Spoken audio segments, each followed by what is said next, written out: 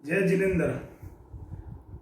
पिछले कुछ दिनों से जैन धर्म की प्रभावक कथाओं का हमारा क्रम चल रहा है और जिसमें हमने 16 महासतियों की कथाओं का सिलसिलेवार एक क्रम चलाया है। आज हम महासती प्रभावती की कथा आपके सामने प्रस्तुत करने जा रहे हैं। महासती प्रभावती जो विशाला के अधिपति महाराजा छेटक की पुत्री थी। जैसा कि आपने पिछली कथा में ध्यान से सुना हो तो वैशाला के अधिपति के महाराजा छेटक के 7 पुत्रियां थी और जिनकी 4 पुत्रियां हम आगे जाके महासती के रूप में विख्यात हुई। महासती प्रभावती जिनका विवाह वितभय नगर के महाराजा उदयन के साथ हुआ। महाराजा उदयन अपने आप में एक प्रभावशाली शासक थे और वो 16 देशों का राज्य करते थे। महारानी प्रभावती और महाराजा उदयन की जोड़ी अपने आप में बहुत ही सुंदर और बहुत ही मिलनसार वाली जोड़ी थी। महाराजा उदयन का शासन अपने आप में एक उदाहरण था समस्त राजाओं के लिए। महारानी प्रभावती और महाराजा उदयन का जीवन बहुत आनंद चल रहा था, क्योंकि महारानी प्रभावती भगवान महावीर की अनुयायी थी और महाराजा उदयन तापस धर्म को पालने वाले थे। दोनों के धर्म की चिंतन की मार्गदर्शन अलग अलग दिशाओं में थे। उसके बावजूद भी दोनों के बीच में परस्पर सामंजस्य, परस्पर मिलनसार और परस्पर विचारधारा बहुत ही समान थी। किसी भी प्रकार का धर्म को लेकर उनके मन में एक दूसरे के प्रति किसी भी प्रकार का रोष या एक प्रकार दबाव नहीं था। बंधुओं, आज हम देखते हैं कई लोगों के बीच में धर्म को लेकर एक ऐसा अवधारणा बन जाती है, लेकिन वास्तव में कहते हैं कि धर्म हमारे बीच में नहीं आना चाहिए, धर्म हमारे जीवन के अंदर आना चाहिए। तो महारानी प्रभावती और महाराजा उदयन दोनों का धर्म और चिंतन सोच विपरीत थी धर्म को लेकर, लेकिन फिर भी दोनों का सामंजस्य बहुत ही सुंदर और बहुत ही अविस्मरणीय था। कुछ वर्षों पश्चात भगवान महावीर का वहाँ वितभय नगर में पधारना हुआ और भगवान महावीर के पदार्पण से महारानी प्रभावती भगवान महावीर के निश्रा में जाने लगी। प्रवचन सुनना उनकी, वैसे भी वो भगवान महावीर के अनुयायी थी और उनके मन के अंदर वैराग्य की भावना पैदा होगी। महारानी प्रभावती अब दीक्षा लेना चाहती थी। उसने महाराजा उदयन के सामने अपना प्रस्ताव रखा कि आप मुझे स्वीकृति दे तो मैं भगवान महावीर के शासन में दीक्षित होनी चाहती हूँ। जैसे ही महाराजा उदयन ने सुना, महाराजा उदयन के लिए बहुत बड़ा झटका सा लगा, लेकिन महारानी प्रभावती ने उन्हें बहुत ही सुंदर ढंग से और बहुत ही व्यवस्थित ढंग से पूरी अपनी बात, पूरा अपना विषय समझाया और समझाने के बाद महाराजा उदयन एक शर्त पर राजी हो गए कि आप दीक्षा लेकर अपने कर्मों को काट कर जब भी आप स्वर्गलोक पधारे वहाँ से आप मुझे उद्बोधन देने आएंगे, प्रतिबोध देने पधारेंगे। महारानी मृगावती ने शर्त को स्वीकार कर लिया और उन्होंने फिर भगवान महावीर के शासन में दीक्षा ली। अब भगवान महावीर के शासन में जप, तप, ध्यान, साधना के माध्यम से महारानी प्रभावती जो महासती प्रभावती बन गई थी, शास्त्रीय ज्ञान को प्राप्त किया, वर्षों तक तपस्या की, बड़े बड़े अभिग्रह लेकर उन्होंने तपस्या की और फिर वो स्वर्गलोक सधार गई।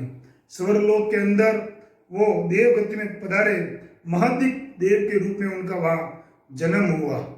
जैसा कि उनकी और महाराजा उदयन की शर्त हो रखी थी कि आप मुझे स्वर्गलोक से प्रतिबोधन देने के लिए आएंगे। महारानी प्रभावती ने एक घटनाक्रम रचा कि ऐसे तो मैं सीधे कैसे उद्बोधन देने जाऊं। उन्होंने एक घटनाक्रम रखा। महाराजा उदयन हाथी पर सवार होकर कहीं दूर यात्रा पर जा रहे थे, जंगल के अंदर जा रहे थे। उसी बीच में हाथी एकदम सा भिड़क गया और वो हाथी भागने लगा। हाथी भागता गया, वो एकदम हतप्रभ हो गए। सेना सब काफिले साथ में थे, वो पीछे रह गए। हाथी सारा महाराजा को लेकर एक दूसरी तरफ की ओर भाग गया। भागते भागते महाराजा ने एक पेड़ की डाली पकड़ी और महाराज इस पेड़ पर लटक गए और हाथी आगे निकल गया। महाराजा नीचे उतरे, अपने आप को बच जाने को उन्होंने भगवान का शुक्रिया अदा किया और वहाँ थोड़ी देर बैठने के बाद उन्हें बहुत जोर की प्यास लगी। दूर दूर तक उन्हें कुछ भी नहीं दिख रहा था। महारानी महासती प्रभावती देवलोक से सब देख रही थी, स्वर्गलोक से। उन्होंने एक काल्पनिक सरोवर का निर्माण करवाया।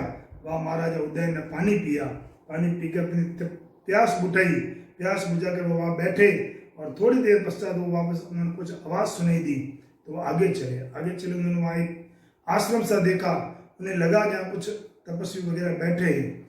जैसे ही उन आश्रम के अंदर जो तापस थे उन्हें लगा कोई आ रहा है, कोई उन्हें लूट लेगा, उनके साथ कोई घटना कर लेगा, तो वो उस महाराजा उदयन के पीछे पड़ गए। महाराजा उदयन आश्रम के द्वार से भागे, अपनी जान बचाते बचाते भागे और भाग के थोड़ी दूर जाके जब तापस पीछे रह गए, महाराजा उदयन वहीं रुक गए। अपने आप को रिलैक्स, शांति और सुकून फील करने के बाद थोड़े धीरे धीरे वो आगे बढ़े और आगे बढ़ने के बाद महाराजा उदयन कुछ आगे चले। उन्हें लगा कि कुछ मुनि वहाँ विराजमान हैं, मुनि विराजमान है, प्रवचन दे रहे हैं, लोग सुन रहे हैं, लेकिन उनके मन में वो डर बैठ गया। वो चाह कर भी अंदर नहीं जा रहे थे। उन्हें लगा मैं अंदर जाऊंगा और कहीं ये भी तापस की तरह ऐसा कर ले, तो वो बाहर ही रुके। लेकिन मुनियों के प्रवचन में इतना रस आने लगा कि उनके पैर उस परिसर के अंदर कब गए उन्हें पता ही नहीं चला। और उन्होंने उनका प्रवचन सुना। प्रवचन सुनने के बाद उनके मन में भावना में परिवर्तन आया। उनके भी मन में आया कि मुझे भी दीक्षा लेनी चाहिए। तब महासती प्रभावती स्वर्गलोक में जो थी, जो वो देव रूपी थी, वो उनके सामने प्रस्तुत हुई और उन्होंने कहा महाराज आपसे मेरी शर्त के अनुसार ये प्रतिबोधन देने के लिए मैंने ये सारा घटनाक्रम रचा है। आप संसार की नश्वरता को जाने, आप संसार में जन्म और मृत्यु के नियति को जाने और अपने कर्मों को कपा के सद दीक्षा लेकर आप भी सद मार्ग की ओर आगे बढ़े और मोक्ष की यात्रा केवल ज्ञान अवधि ज्ञान प्राप्त करके आगे बढ़े। महाराजा उदयन के मन में भी दीक्षा की भावना जागृत हुई और उन्होंने भी दीक्षा लेने के लिए चिंतन किया। उससे पूर्व विद्वे नगरी की दासी श्रवण गुलिका को मच्छंड प्रदोत महाराजा उठाकर ले गए। मच्छंड प्रदोत महाराजा जो उज्जैन के थे, उन्होंने उस दासी का अपहरण कर दिया। जब महाराज उदयन ने उनको समाचार भिजवाया, संदेश भिजवाया कि आप दासी को पुनः भेज दें, आपका यह कार्य करणीय और अशोभनीय है। महाराजा चंड प्रदोत माने नहीं तो महाराजा उदयन अपनी सेना लेकर उज्जैनी की ओर बढ़े और उज्जैनी के ऊपर और दोनों के बीच में युद्ध हुआ। महाराजा उदयन ने उस दासी को मुक्त करवाया और महाराजा चंड प्रदोत को बंदी बनाकर लेकर रवाना हुए। जब आगे बढ़े बीच में तो जंगल के अंदर प्रदूषण का पर्व चल रहा था और बीच में संवत्सरी का महापर्व आ गया। संवत्सरी महापर्व आने पर सारा काफिला वहाँ रुका। चंड प्रदोत जो बंदी था सब वहाँ रुके। महाराजा ने शाम को अपना प्रतिक्रमण वगैरह किया और फिर सबसे क्षमा याचना की। उस चंड प्रदोत से भी क्षमा याचना की। तब चंड प्रदोत ने कहा, ये कैसी क्षमा याचना? एक तरफ तो आप मेरे को बंदी बना रहे हो और एक तरफ आप मेरे को क्षमा याचना कर रहे हो। ये सिर्फ आपकी औपचारिकता है, ये कोई क्षमा याचना नहीं है। महाराजा उदयन जो भगवान महावीर के अनुयायी थे, बन चुके थे और वो समाज धर्म को समझते थे, उन्होंने राजा चंड प्रदोत को वहाँ पर मुक्त कर दिया और बंदी से उनको मुक्त करके उन्हें आज़ाद कर दिया। इस प्रकार उन्होंने एक समाज धर्म का भी अपने जीवन के अंदर बहुत बड़ा उदाहरण दिया। उन्होंने अपना राज अपने भाणेज जो उनके साथ रहता था, भाणेज केसी कुमार उसका नाम था, उसको महाराजा उदयन ने अपना राजपाट दे दिया, जबकि अपने पुत्र अभिषेक कुमार को उन्होंने राजपाट नहीं दिया, क्योंकि उन्हें ध्यान था कि राजपाट के अंदर ये रहेगा, महाराजा बनेगा, इसके कर्मों का बंधन होगा, क्योंकि वो तत्व को समझ चुके थे। तब उन्होंने अपने भाणेज केसी कुमार को राजपाट दिया और उन्होंने दीक्षा लेकर भगवान महावीर के पास दीक्षा लेकर वो फिर आगे चले गए। वो अकेले भ्रमण करने वाले साधु बने।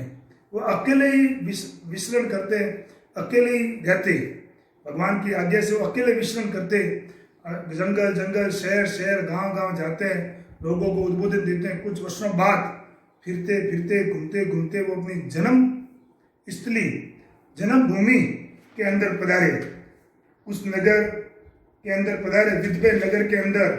और जैसे महाराजा केसी कुमार जो उनका भाणेज था और महाराजा उदयन ने उनको राजपाट दिया था, उसको मालूम पड़ा कि मुनि उदयन वापस विद्वे नगर पधारे हैं, तो उसके मन में शंका हुई कि कहीं वो मेरा राजपाट लेने तो वापस नहीं आए। उसने ये सोचा और जैसे उसने सोचा कि मैं राजा, उसने पूरे शहर के अंदर नगारे बजा दिए कि जो मुनि उदयन आ रहे हैं उन्हें किसी भी प्रकार का कोई भी व्यक्ति नगर के अंदर रुकने के लिए स्थान नहीं देवे।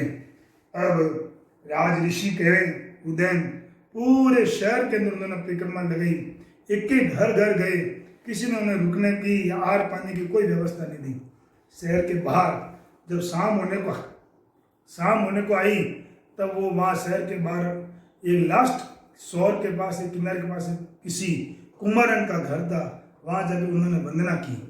जब उन्होंने वहाँ जाके वंदना की तब उस कुंभारन बहुत खुश हुई कि राज ऋषि उदयन मेरे घर पधारे हैं। उन्होंने कहा कि देवी, मैं जैन मुनि हूँ और रात को मुझे रुकने के लिए जगह चाहिए, अब मैं रात को इधर उधर विश्राम नहीं कर सकता हूँ, तो क्या आपके घर में मुझे जगह मिलेगी? कुंभारन ने उसके पति को बुलाया, दोनों बहुत खुश हुए और उन्होंने राज ऋषि उदयन को अपने घर में जगह दी। राज ऋषि उदयन वहाँ विराजे, उन्होंने निवेदन किया कुंभारन ने कि आप जितना दिन चाहे मेरे यहाँ विराजे। जब महाराजा केसी कुमार को मालूम पड़ा तो उनको बहुत गुस्सा आया, लेकिन वो किसी भी प्रकार का उनको अभी दंड देकर पूरी नगर की पूरी जनता का विरोध अपने सिर पर लेना नहीं चाहते थे, इसलिए उन्होंने शांति रखी। उन्होंने कुछ दिन मुनि वहाँ रहे और कुछ दिनों बाद तपस्या और आहार में कुछ अशुद्धि के कारण वो बीमार पड़ गए। इतने बीमार पड़ गए कि उनके चलने फिरने की स्थिति भी कमजोर पड़ गई। तब उन्होंने कुंभारन ने राजवेद्य को बुलाए, वहाँ के वेद्यों को बुलाया और वेद्यों को दिखाया। तब केसी कुमार के दिमाग में आया कि अब समय अच्छा है। उन्होंने वेद्य को कहा कि राज ऋषि उदयन को औषधि के अंदर जहर मिला के दे दो। जब राज ऋषि को औषधि के अंदर जहर दिया, राज ऋषि उदयन समझ गए कि इसके अंदर जहर है, लेकिन उन्होंने किसी भी प्रकार की आनाकानी किए बिना वो औषधि ले ली। औषधि लेते ही जहर उनके पूरे शरीर में फैल गया। अब वो मृत्यु शैया पर लेटे हुए हैं, फिर भी उन्होंने महाराजा केसी के प्रति किसी प्रकार का दोष नहीं, किसी प्रकार का द्वेष नहीं, अपनी भावना में वो उत्तरोत्तर वृद्धि करने लगे। आत्मकल्याण करते करते उन्होंने शरीर को त्याग दिया और शरीर को त्याग करके वो मोक्षगामी बन गए। जैसे ही वो उन्होंने वहाँ शरीर को त्यागा और पूरे शहर के अंदर जो महारानी प्रभावती देवलोक में विराजमान थी और शासन देव ने जब मालूम पड़ा कि एक मुनि की विधवे नगर के अंदर हत्या की गई है, तो उन्होंने बहुत बड़ा आक्रोश किया और पूरे नगरी के ऊपर अग्नि की वर्षा कर दी। पूरी नगरी अग्नि से धक धक जलने लग गई। सारे लोग इधर उधर भागने लग गए। महाराजा केसी कुमार के बड़े बड़े महल, बड़ी बड़ी व्यवस्थाएं सारे जल के राख हो गई, लेकिन उस कुंभारन और कुंभार का घर नहीं जला। पूरी विद्यभय नगरी जल के राख हो गई। ऐसे भी महारानी पद्मावती स्वर्ग लोक की साधना में करते करते वो भी अपनी गति को सुधारते हुए वो भी मोक्षगामी बनी और महाराजा राज ऋषि उदयन भी वहाँ से देवलोक होकर मोक्षगामी बने। बंधुओं, जैन शासन की बहुत बड़ी ये कहानी महाशक्ति प्रभावती की, जिन्होंने अपनी साधना से भगवान महावीर के प्रति आस्था से और राज ऋषि महाराजा उदयन जो दीक्षा लेकर राज ऋषि के रूप में बिना किसी प्रकार का राग द्वेष रखते हुए अपने भावों को निर्मल करते हुए दोनों मोक्षगामी बने। आज के समय में हम देखें कि छोटी सी भी हमारे प्रतिकूल कोई बात होती है, हमारे मन में उस व्यक्ति के प्रति, उस इंसान के प्रति द्वेष की भावना का विकास हो जाता है। हम उनके प्रति इतने द्वेष रखना शुरू कर लेते हैं कि उनका कुछ बिगाड़े या नहीं बिगाड़े, अपना स्वयं का जरूर बिगाड़ देते हैं। हमारी मानसिकता, हमारा शरीर दोनों हम जरूर कमजोर करते हैं। तो ऐसी कथाओं से हमें ये प्रेरणा मिलती है कि विषम परिस्थितियों में हमारा कोई नुकसान करे उनके प्रति द्वेष न रखें, न किसी के प्रति अति राग रखें, अति राग द्वेष से मुक्त बने और अपने कर्मों को हल्का रखते हुए अपने आत्मा का कल्याण करें। इन्हीं भावों के साथ ओम परम जय जय।